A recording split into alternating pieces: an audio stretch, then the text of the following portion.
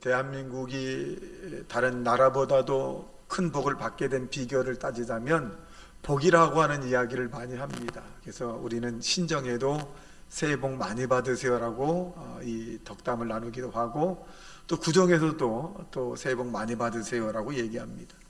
아마 사람이 살아감에 있어서 복과 굉장히 밀접한 관계가 있는데, 2023년도 우리가 살아오면서 좀 아쉬운 것들이 많이 있었을 것입니다. 내가 왜 2023년도에는 하지 말아야 일과 할 일을 구분하지 못했을까? 또 2023년 왜 내가 세월을 그렇게 허비했는가? 또 아쉬움에 대한 부분도 아마 있었을 것입니다. 2024년도에 또 우리가 설레는 마음이 있어요. 또 2024년도에는 정말 좋은 일들이 내게 임할 것이다 라고 하는 그런 기대와 설렘이 있는데, 여러분 2024년도도 마찬가지로 우리가 그냥 준비하지 않고 기대와 설레임만 가지고서는 하나님이 주신 축복을 누릴 수 없다라고 하는 것입니다.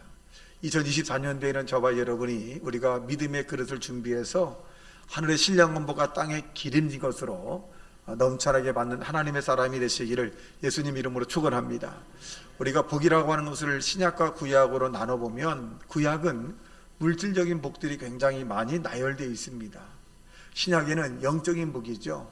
믿음에 대한 복을 말해주고 있는데, 이것을 이분화시켜서 구약의 복이 맞고 신약이 틀리고, 신약이 맞고 구약이 틀린 것이 아니라 이것을 한 단어로 얘기하면 전인적입니다. 전인적인 이 복을 우리에게 말씀해 주고 있는 것입니다. 그러므로 저와 여러분이 이 땅에 살아가다가 필요한 모든 것들은 얼마든지 하나님 앞에 간구하고 구하고 찾을 수 있다는 사실로 믿기를 주님의 이름으로 축원합니다. 그래서 저와 여러분이 같은 부분을 반복 실수하지 않으려면 어떻게 해야 할까요? 첫째로 이 주님을 믿음으로 바라보자 라고 하는 제목입니다. 믿음으로 주님을 바라보자, 믿음으로 세상을 보자. 믿음으로 주님을 바라보고 믿음으로 세상을 바라보면 우리에게 두려울 것이 없습니다. 그런데 세상을 인간적으로 바라보고 주님을 인간적으로 바라보게 되기 때문에 우리에게 그 기적과 이적이 나타나지 않게 되는 것입니다. 우리가 잘 아는 믿음의 조상 아브라함은 믿는 자의 모범이 되었습니다. 그런데 이 아브라함이라고 하는 사람은 75살에 하나님의 부르심을 받게 됩니다.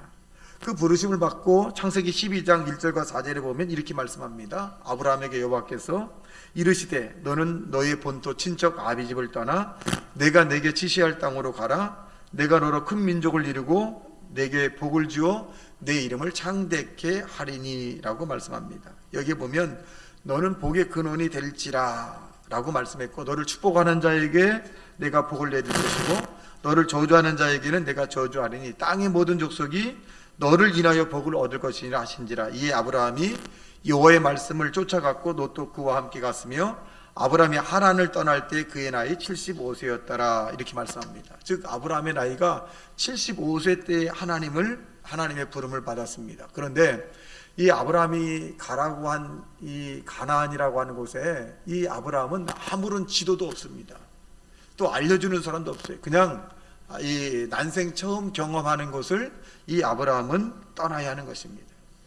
여러분 2024년도도 우리가 마찬가지입니다. 아브라함이 가나안을 향해서 떠난 것처럼 우리도 2024년도에 하루하루의 삶의 모습으로 떠나야 합니다.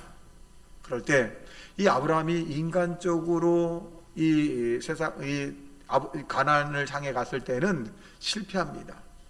근데 믿음으로 갔을 때는 이 아브라함이 성공합니다. 2024년도 저와 여러분이 한 발 한 발, 한 시간 한 시간 믿음으로 주님 바라보면서 출발하는 그런 2024년도 한 해가 되시기를 주님의 이름으로 축원합니다. 그래서 우리의 삶 가운데 중심이 뭐냐? 믿음으로 주님을 바라봐야 돼. 믿음으로 주님을 바라보는 것이 무엇이냐?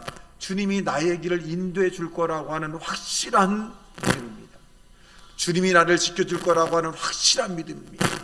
주님이 나에게 복을 줄 거라고 하는 확실한 믿음입니다.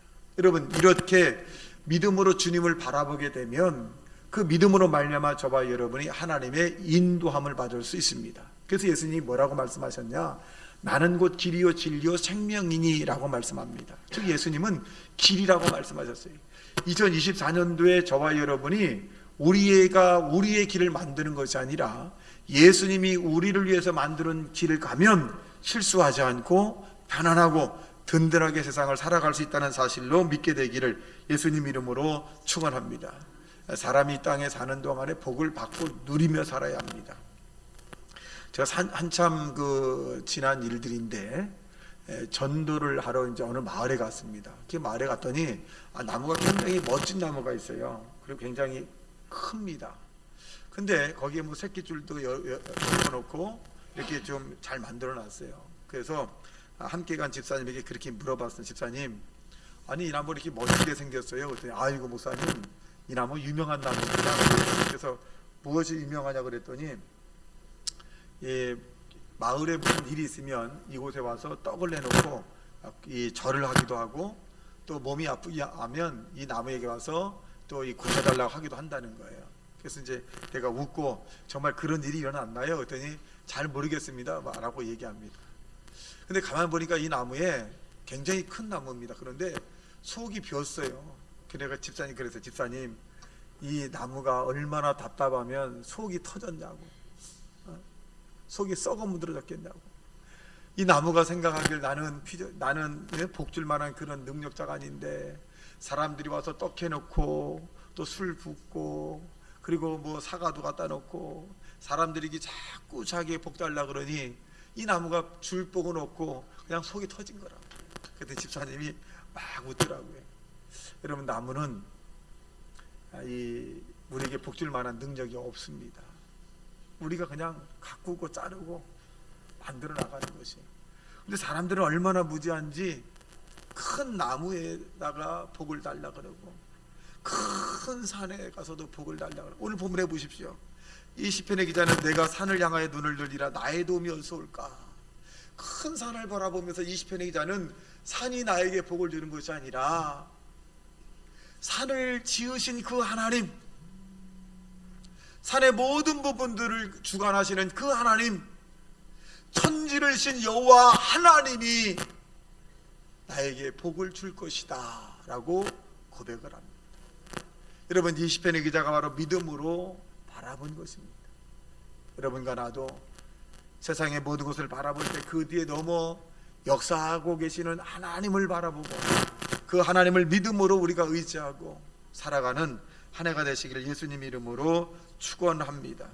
고린도서 6장 1절과 2절의 말씀에 보면 우리가 하나님과 함께 일하는 자로서 너희를 권하노니 하나님의 은혜를 헛되이 받지 말라. 가라사대 내가 은혜 베풀 때에 너를 듣고 구원의 날에 너를 도왔다 하였으니 보라 지금은 은혜 받을 만한 때요 보라 지금은 구원의 날이로다. 자, 하나님께서 우리에게 은혜 베풀 때 우리를 듣고 계신다는 거죠. 지금 우리가 이 땅에 사는 이 시대를 은혜의 시대라고 얘기합니다. 하나님은 저와 여러분에게 자꾸 주시기를 원합니다. 여러분, 우리가 하나님이 우리에게 주시기 원하는 이 은혜의 시대에 하나님을 향해서 저와 여러분이 구하고 자꾸 두드리는 믿음의 사람이 되시기를 주님의 이름으로 축원합니다. 또 마태복음 11장 28절에 보니까 수고하고 무거운 짐진 자들아 다 내게로 오라 내가 너를 쉬게 하리라 라고 말씀했어요. 이것은 뭘 의미해주고 있느냐? 짐을 맡기라는 것입니다. 시편 68편 19절의 말씀에 보면 날마다 우리 짐을 지시는 주 곧 우리의 구원이신 하나님을 찬송할지로다. 여러분, 날마다 저와 여러분의 짐을 지고 계시다는 거죠. 우리가 이 문제를 가지고 가슴 아파하고 절망하고 좌절하고 낙심하고 탄식하고 원망하는 것이 아니라 우리의 짐을 예수님에게 맡기라는 거예요. 그럼 예수님은 얼마든지 저와 여러분의 짐을 지겠다는 것이에요.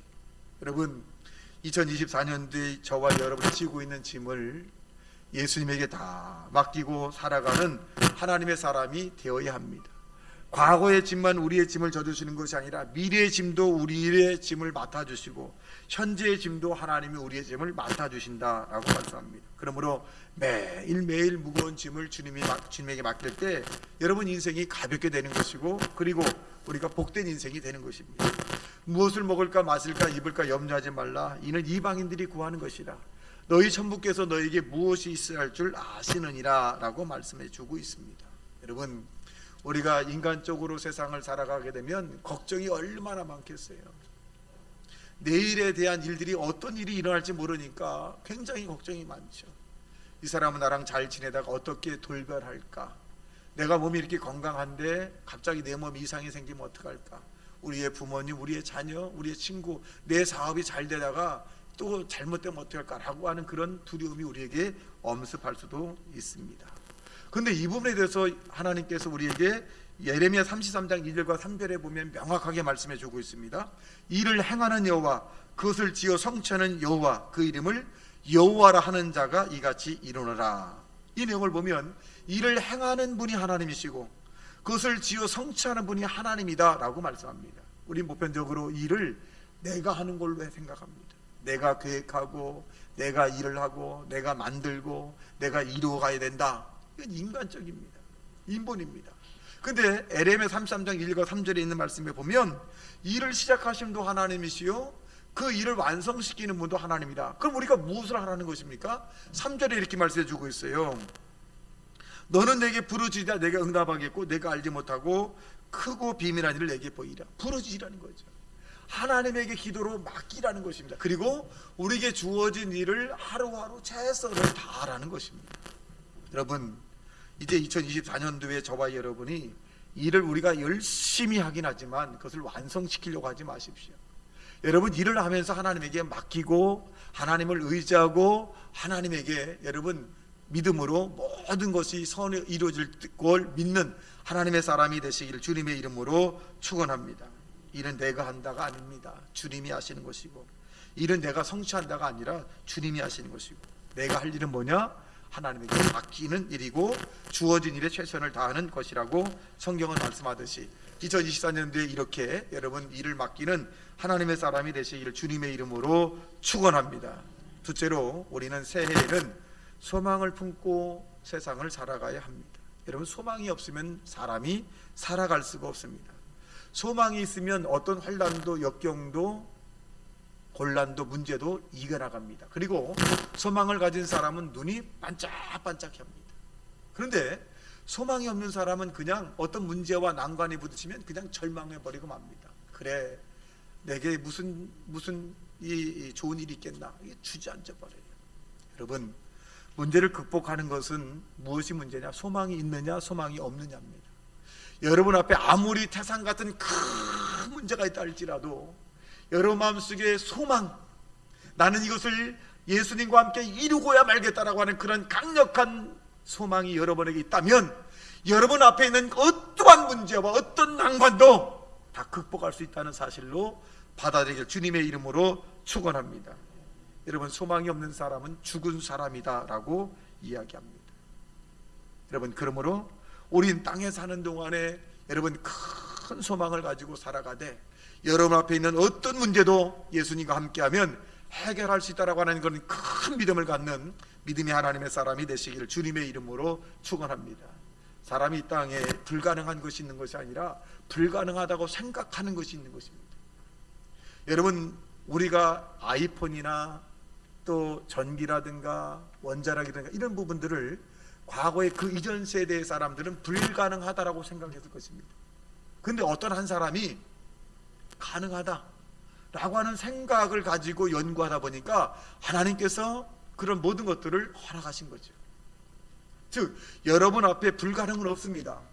즉, 여러분이 나는 불가능하다라고 하는 생각하는 그 생각이 여러분의 가능을 막아버리는 것입니다.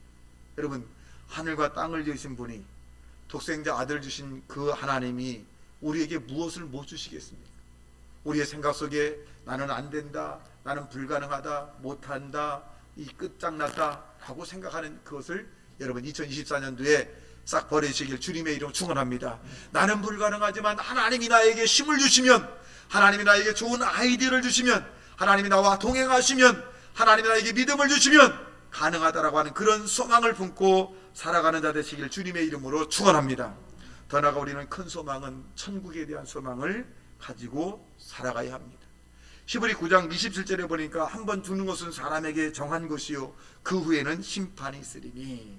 여러분, 기독교인들이 우리의 최종의 목적은 뭘까요? 천국입니다. 사람이 이 땅에서 아무리 많은 사람에게 인정과 또 존경을 받고 많은 소유를 가졌다 할지라도 여러분, 하나님의 선택을 받지 못한 사람이라면 실패 인생입니다.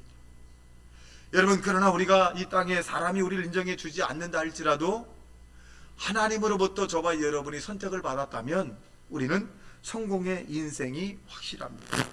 요한계시록 20장 13절과 15절의 말씀에 보면 바다가 그 가운데서 죽은 자들을 내어주고 또 사망과 음부가 그 가운데서 죽은 자들을 내어주며 각 사람이 자기 행위대로 심판을 받고 사망과 음부도 불못에 던지우리니 이것은 둘째 사망이라. 곧 불못이 누구든지 생명책에 기록되지 못한 자는 불못에 던지우리라. 여러분, 생명책에 기록되지 못한 자, 주의 이름을 부르지 않은 자들은 둘째 사망에 들어간다라고 말씀하고 있습니다. 여러분, 이 땅에 하나님의 사랑이 우리에게 이렇게 나타나는 것은 모든 사람이 구원받아 생명책에 기록될 뿐만 아니라 천국에 들어가기를 하나님께서 원하신다. 그래서 요한복음 3장 16절의 말씀에 봐도 하나님이 세상을 이처럼 사랑하사 독생자를 주신 이는 저를 믿는 자마다 멸망치 않고 영생을 얻게 하려 하심이라. 이 말씀 뭐냐? 하나님은 세상에 있는 모든 사람들이 멸망하기를 원하지 않습니다. 지옥 가기를 원하지 않아요. 모든 사람이 영원한 생명을 얻길 원하는 것이 하나님 아버지의 마음이라고 하는 것입니다. 그러므로 저와 여러분의 마음속에 나는 천국 백성이라고 하는 그런 믿음의 확신을 가지고 2024년도에 살아가길 주님의 이름으로 축원합니다. 여러분, 천국과 지옥의 얘기를 교회에서 잘 안 해요. 왜 안 하냐면 목회자들 만나서 얘기 들어보면 교인들이 싫어해요. 고상한 얘기를 하고 철학적이고 심리학적 얘기를 해야 되지 왜 천국 지옥 얘기를 해서 그렇게 부담감을 주느냐. 그런데 천국 지옥이 있는 걸 어떻게 합니까? 천국 지옥이 예수 믿으면 가고 예수 믿으면 못 가는 것인지 이 구분 기준이 되는데 어떻게 합니까? 그리고 이 죽음이라고 하는 것은, 천국이라고 하는 것은 멀리 있는 것이 아니라 이제 어떤 사람은 10년, 어떤 사람은 5년, 어떤 30년, 어떤 사람은 40년, 50년, 60년 뒤에 반드시 와야 될 현실입니다. 현실입니다. 현실이기 때문에 그것을 우리는 미리 성경에 있는 말씀을 해야 합니다. 저는 지금도 기억이 나는데 향을산 목사라고 하는 그 목사님 교회에 제가 무슨 설교를 하나 간 것 같아요. 그런데 그 설교를 갔는데 그 기도실에서 잠깐 제가 누웠어요. 잠깐 누웠는데 내가 누웠는데 순간 내 영이 떠서 내가 보이더라고요. 깜짝 놀랐어요. 그런데 내 몸에서 내 영이 떴는데 내가 보이는 거예요. 누워있는 게. 이것이 분리가 되면 나는 죽은 거죠. 지금도 생생합니다. 그래서 사람이 죽으면 끝이 아니라 영이 뜨는 거예요. 영이 뜨는 거예요. 지금도 생생해요. 그리고 또 하나는 사당동에서 제가 지나가다가 갑자기 환상이 여기가 열리게 되는데 이 열려가면서 지옥에 들어간 거예요. 근데 그 지옥에 들어갔을 때 너무너무 고통스러운 거예요. 너무너무 고통스러운데 그것이 5분인가 몇 분 됐는지 모르겠어요. 그 멍했으니까. 근데 내 입에서 어떤 말이 나갔냐면, 하나님, 이곳만 오지 않게 한다면 내가 이 땅에서 거지처럼 살아도 좋습니다. 그걸 내가 이렇게 지절거리고 있더라고요. 내가 이곳에만 오지 않으면 내가 거지처럼 살아도 좋겠습니다. 그러다가 보니까 이거 환상이구나. 근데 그 지옥이라고 하는 것이 너무너무도 고통스러운 거예요. 여러분, 육체적인 아픔보다도 더 힘든 게 뭐예요? 정신적인 아픔이에요. 정신적인 아픔보다 더 힘든 것이 영적인 아픔이에요. 그래서 가장 최악적인 아픔이 뭐냐? 영적인 공고예요. 영의 공고는, 영은요 한번 거기에 들어가게 되면 나올 수가 없어요. 나올 수가 없습니다. 그래서 여러분에게 제가 말씀한 것은 예수 이름으로 선택을 받은 사람이라면 가장 이 세상에서 성공한 사람이라고 자신 있게 얘기하는 것은 뭐냐? 영이 존재하기 때문에 그렇습니다. 저는 지나가다가 웃으면 사람들 보면 대단히 불쌍한, 예수 믿지 않은 사람들 보면 굉장히 불쌍해요. 또 서울에서 가서 예수 믿지 않은 사람들 보면 굉장히 불쌍합니다. 왜? 저는 가봤으니까. 잠시 잠깐 후에, 아니 50년, 30년, 40년 뒤에는 거기 가서 고통당할 걸 보면 너무 괴로운 거예요. 그래서 불신자들이 저희가 아무리 뭐라 그래도 제가 그냥 다 받아들여. 이 땅에서 그들은 가장 행복한 것이고 가장 비참한 것이 기다리는데 내가 불신자에게 무엇을 못 받아들이겠냐. 무엇을 못 받아들이겠습니까? 무엇을 이해 못 하겠어요? 여러분, 그들은 이 땅이 가장 행복한 순간들입니다. 우리는 이 땅이 어떻게 보면 힘든 세상이죠. 우린 힘든 세상이지만 아주 찬란하고 눈물도 없고 곡하는 것도 없고 아픈 것도 없고 영원한 하나님 나라 가니까 이 땅에서 우리는 믿음으로 경주해 나가며 사는 것입니다. 그리고 우리는 이 땅보다 더 좋은 곳에 갈 것이니까 핍박도 받고 어려움도 받고 할 말도 다 하지 않고 참고 인내하고 또 손해보기도 하고 그렇게 사는 것입니다. 여러분, 우리는 2024년도에 천국의 소망을 가지고 살아가는 하나님의 사람이 되시길 주님의 이름 축원합니다. 그래서 예수 믿지 않는 사람이 있다고 한다면 여러분, 그 사람에게 가장 큰 축복이 뭐냐, 선물이 뭐냐, 예수 믿어서 천국 같이 가는 겁니다. 만일 그가 여러분의 말을 듣고 예수 믿어 구원받았다면 아마 천국 가서 여러분 너무너무 감사하다고 몇 번 전할 거예요. 사람들이 그렇게 얘기합니다. 목사님, 교회만 가면 이상하게 마음이 편해요. 교회에 가서 찬송을 부르면 눈물이 나요. 왜 그래요? 하나님의 성령의 임재고요, 선택을 받은 것입니다. 여러분, 교회 와서 아무나 눈물 흘리는 것도 아니고요, 교회 왔을 때 마음의 편안이 아무에게나 임하는 것은 아닙니다.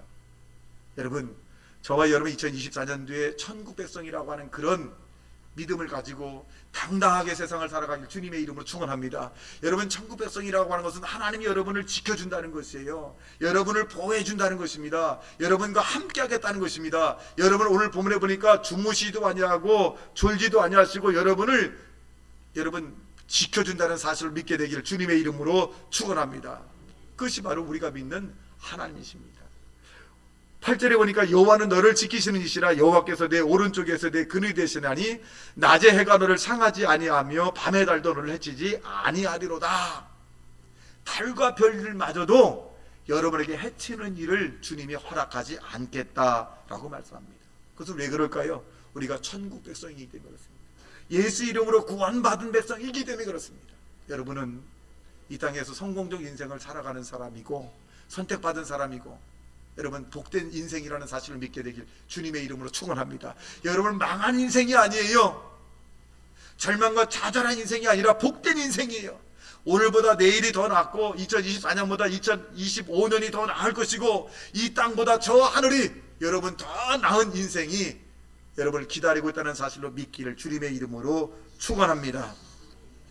마지막 세 번째로 보면 우리가 새해를 살아갈 때 사랑하며 살아가야 되겠다. 여러분, 우리 모든 사람들은 사랑의 빚을 진 사람입니다. 우린 과거에 현재 미래에도 우리는 죄를 져요. 그런데 독생자 예수로 말미암아 저와 여러분이 과거 현재 미래의 죄를 다 청산해 주었어요. 그래서 우리는 사랑의 빚진 자입니다.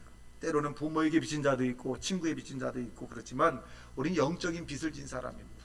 여러분, 이 영적인 빚을 진 사람은요 반드시 어떻게 되느냐, 결산을 해야 돼요. 내가 너에게 은혜를 주었다, 그 은혜의 빚을 갚아야 돼요. 그래서 우리가 하나님 나라 올라갈 때 올라가서 주님이 내가 너에게 10달란트 주었는데 너 왜 10달란트 그냥 갖고 왔냐? 또 나눠서 20달란트 30달란트 나누지 만들어 놓지 않고. 여러분, 우리는 하나님께 은혜 받은 사람이니 이 은혜 받은 것을 어떻게 우리가 빚을 갚는 걸까요? 여러분, 하늘나라에 우리가 빚을 어떻게 갚을 수 있냐면 주변 사람을 사랑하는 것이 여러분 빚을 갚는다는 사실로 믿게 되기를 주님의 이름으로 축원합니다. 주변 사람 사랑하는 거예요. 여러분, 요한일서 4장 8절과 11절 말씀에 보면 사랑하지 아니하는 자는 하나님을 알지 못하나니 이는 하나님을 사랑하심이라. 하나님의 사랑이 우리에게 이렇게 나타난 바 되었으니 하나님이 자기 독생자를 세상에 보내시면 저로 말미암아 우리를 살리려 하심이라. 사랑은 여기 있으니 우리가 하나님을 사랑한 것이 아니요 오직 하나님이 우리를 사랑하사 우리 죄를 위하여 화목제로 그 아들을 보내셨습니다. 사랑하는 자들아, 하나님이 이같이 우리를 사랑하시는즉 우리도 서로 사랑하는 것이 마땅하도다. 여러분, 우리 사랑이라는 것은 입술로 말로만 하는 것이 아니라 실천적인 사랑을 하는 것이 진정한 사랑입니다. 여러분, 사랑하라, 사랑하라. 우리가 정말 우리 주변에 있는 사람들에게 마음과 몸과 뜻을 더해서 하나님을 사랑하고 이웃을 사랑하는 하나님의 사람이 되시기를 주님의 이름으로 축원합니다. 로마서 12장 15절 16절 말씀에 보면 즐거워하는 자들로 함께 즐거워하고 우는 자들로 함께 울라. 서로 마음을 같이 하며 높은 데 마음을 두지 말고 도리어 낮은 데 처하며 스스로 지혜 있는 채 말라라고 말씀합니다. 여러분, 우리가 주변 사람들에게 사랑을 공감할 때 이런 경우가 있어요. 한 친구가 여러분의 앞에 나와서 굉장히 힘들다 그래요. 또 굉장히 상처를 많이 받았습니다. 그럴 때 우리는 어떻게 할까요? 그 사람의 말을 공감해 주는 거예요. 얼마나 힘들었니? 얼마나 고통스럽고 얼마나 당황했니? 얼마나 마음이 아프고 얼마나 괴롭겠니? 이렇게 공감해 주는 거예요. 그런데 이 공감은 상대로 하여금 위로를 주지만은 이렇게 말하는 경우를 종종 들어봅니다. 너만 아프니? 나도 힘들다. 너만 그런 경우 당했니? 나는 과거에 너보다 더 큰 경험을, 더 큰 아픔을 당했어. 너는 그 문제는 문제도 아니야. 이렇게 말을 하는 사람이 있어요. 그러면 이거 공감이 안 되는 거죠. 상대가 아프다고 하면 여러분 같이 아파하세요. 상대가 기쁘다고 하면 같이 기뻐해 주는 거예요. 내 기분 상관없이. 상대가 괴롭다면 같이 괴로워하는 거예요. 상대가 소망을 가지면 같이 소망을 갖는 거예요. 이게 공감이라는 거죠.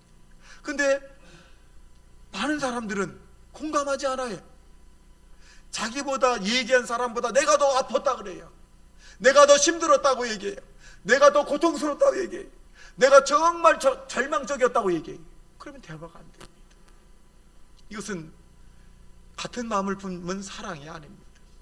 여러분, 우리 2024년도에 여러분에게 와서 하소연을 하고 아프다고 그러고 괴롭다고 그러고 물질적으로 힘들다 그럴 때 여러분 같이 공감해 주세요. 얼마나 힘들었니? 얼마나 고통스러웠니? 얼마나 당황스럽고 얼마나 절망적이고 얼마나 한탄스럽고 얼마나 원망스럽겠냐. 같이 여러분 마음을 보듬어 주세요. 그럴 때 그 사람이 위로를 얻는 거예요. 그럴 때 하나님의 사랑을 느끼게 되는 것입니다. 여러분, 사랑은 뭘까요? 우리가 계산적인 사랑은 아닙니다. 진정한 사랑은 계산하지 않아요. 진정한 사랑은 뭡니까? 그냥 주는 거예요. 진정한 사랑은 그냥 안아주는 거예요. 진정한 사랑은 그 마음을 품는 거예요. 진정한 사랑은 상대의 허물을 기억하지 않는 거예요. 내 눈에 자꾸 다른 사람의 허물이 보인다는 것은 내 마음이 좁다는 거예요. 그 사람이 허물이 있는 것이 아니라 내 마음이 좁기 때문에 내가 정말 믿음의 사람, 사랑의 사람라고 한다면 그 허물이 보였을 때 그 사람을 위해서 기도해 주고 싶은 마음이 생기는 거예요. 여러분, 2024년도에 허물이 보이거든 기도해 주시고, 그리고 같은 마음을 품고 살아가길 주님의 이름으로 축원합니다. 여러분, 교회에서 아무리 지위가 높은 장로님이건 목사님이건 안수집사건 권사님이건 할지라도, 서리집사를 할지라도 사랑이 없으면 가짜입니다. 사랑이 없으면 가짜입니다. 왜? 사랑 가운데 예수님이 계시고, 사랑 가운데 하나님이 계시고, 사랑 가운데 천국이 있고, 사랑 가운데 은혜가 있고, 사랑 가운데 은사가 있고, 사랑 가운데 하나님의 영광이 나타나는 것입니다. 지위가 하나님의 나라가 임하는 것은 아닙니다. 그럼 사랑입니다. 나는 얼마나 사랑하고 있는가? 내가 다른 사람의 허물을 보지 않으려고 하는 마음을 갖고 있는가? 내가 다른 사람을 믿어주고 있는가? 내가 다른 사람에게 정말 위로해주고 소망을 가지는 사람인가? 또 내가 다른 사람의 일을 통해서 내가 이득을 취하려고 하는 마음이 있는가 없는가? 사랑이 있나 없나를 보면, 그것을 보면 알 수 있습니다. 여러분, 2024년도에 저와 여러분이 사랑을 우리가 머리로만 아는 것이 아니라 가슴으로 품고 살아가는 저와 여러분 되시길 주님의 이름으로 축원합니다. 다 같이 말씀 생각하며 통성으로 기도합니다.